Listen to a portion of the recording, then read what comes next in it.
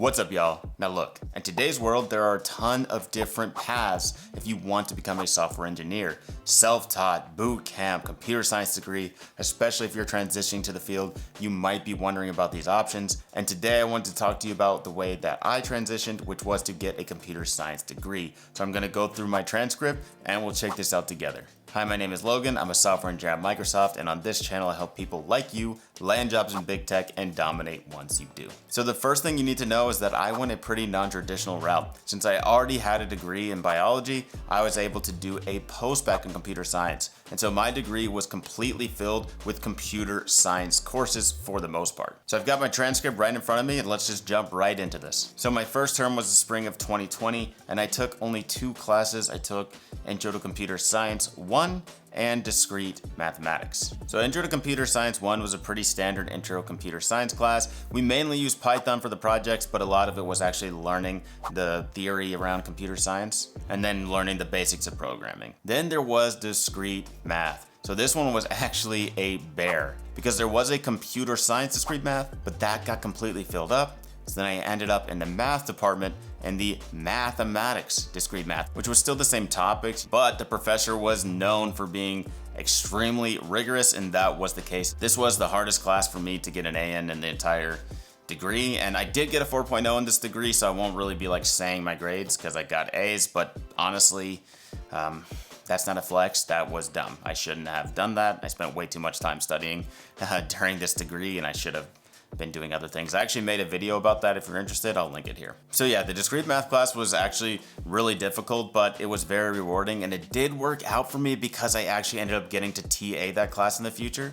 And since it wasn't in the computer science program, I was able to TA 2 classes at once in computer science and in math. And so yeah, that was pretty cool. I ended up loving both of those classes. The discrete math class, just to give a hint about how hard it was, the average on the midterm was a 56, I believe, and the average on the final was like a 57. So just pretty insane. Literally the average student in the class failed it and had to actually take it again. There was no curve in the class. That thing was rough, but still pretty fun. Okay, so my second term was the summer of 2020, and I took Intro to Computer Science 2, and I took Computer Architecture and Assembly Language. And Computer Science 2 was also, again, pretty standard. The big project at the end was like a board game, so that was pretty cool. Everything I learned in assembly, because that's pretty low-level stuff, came back in such a huge way in my career, and so I'm really grateful for that class. I actually did have a lot of fun in it as well. It's really interesting having like basically a million lines of code to do like one thing. Kind of frustrating at the time,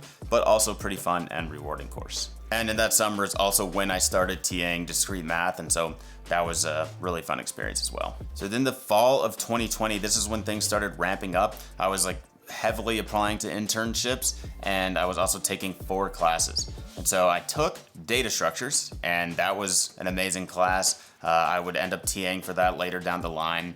I also began TAing computer science 2 in this term, and I was still TAing for discrete math, so it was a pretty busy term. But yeah, data structures, really fun course, you know, especially because I was very into technical interview prepping, and so this was like a really nice foundational course for me. Pretty tough class. I mean, we've all heard about data structures and how hard it can be, so it was tough, but it was definitely stuff that I found interesting, and so it was a lot easier for me to study for that one. And I took web development, and that was not my favorite class. I will say that one of the projects though, which was like a full stack web app, and that project alone taught me the most that I had learned to that point, like as far as actual hands on the keyboard. So that was pretty cool and pretty rewarding class. I don't have that much interest in front end, at least not at this point.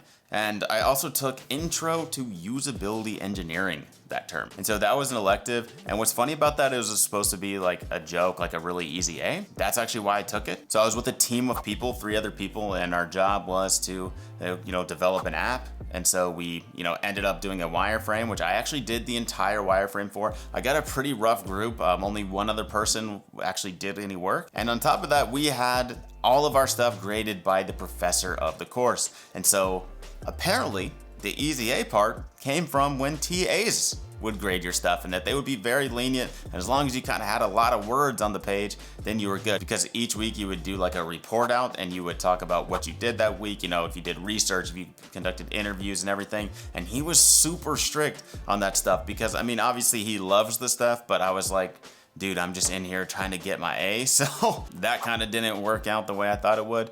But at least I did get to learn some of that stuff. It's stuff that I feel like I'll actually use in the future, even though that wasn't my initial goal with the class. And then the last class I took that term was a pedagogy class, which if you don't know what that is, it's basically like the study and the method of teaching. And so I took this actually as a requirement to stay as a TA for discrete math, and it actually was one of the best classes I took, even though it didn't have anything to do with computer science. I still use these techniques today when I think about teaching others. Teaching is definitely a passion of mine. You worked with a group of people and you did like presentations and you learned just like the best ways of teaching, different methods and styles you could try out. And I actually did try quite a few of these out with my students, and I saw like some really good success with some of them that I carried through the rest of my TA career at Oregon State. Did I say like TA career? Yikes. I was a part-time TA. That made me seem like I was doing something groundbreaking. Anyway, okay, so here came the toughest term that I had overall as far as like volume of work. And this was winter of 2021. And so I took intro to databases. The whole class was building a project with a partner, and I had met somebody back in intro to computer science 1. And so we partnered up for this whole term, and that was actually really fun. I did the entire back end of the project, he did the front end, and we just worked together. And we got to do a deep dive on all of, the CRUD operations and things like that every computer science student really needs to know. And then came the killer. Operating systems. Oh my goodness.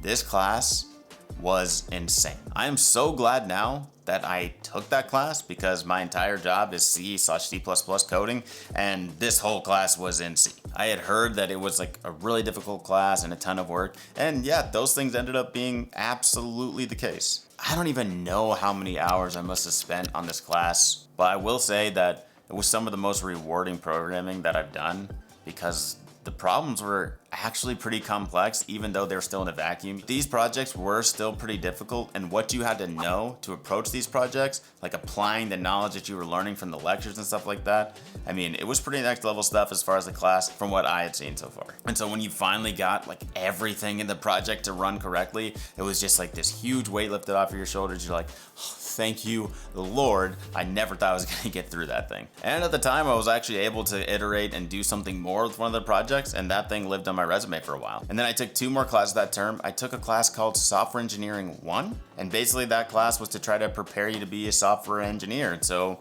we did like the whole software engineering life cycle stuff. We worked with a group of people to build like a microservice. And so that class, it did teach me like a few things that, I use in my job, but I'm like, I would just have 100% learned those on the job extremely quickly. And so, I don't know, this class was definitely not my favorite, and I felt like it was kind of a waste. And then at the same time, concurrently, I also took Software Engineering 2. And so these weren't really like prereq classes, that's why you could do them at the same time. They just basically used to all be one class, and then they realized it was just way too big of a class, like way too much content to cover. And so they split it out into 2 classes, and Software Engineering 2 was an entire class about testing. And so writing unit tests, things like that, making sure you're going down all the conditions and what have you. And I definitely have used the concepts that I learned from there in my current job, in my internship, etc. And so speaking of internships, that's another reason why this term was so stressful, because I had most of my interviews during this term as well. So keeping up with all those classes and interviews and stuff was pretty tough. Okay, so moving right along to spring 2021, took 3 classes during this term. I took Analysis of Algorithms, the class I had been waiting for, the class that was the bane of so many of my peers' existence. And yeah, I freaking loved that class. I'm a big data structures algorithms guy, so it was just right up my alley. It was a bunch of mathematical theory, things like that, and yeah, I geeked out on it pretty hard. Oh, and side note, I actually stopped TAing for discrete math this term.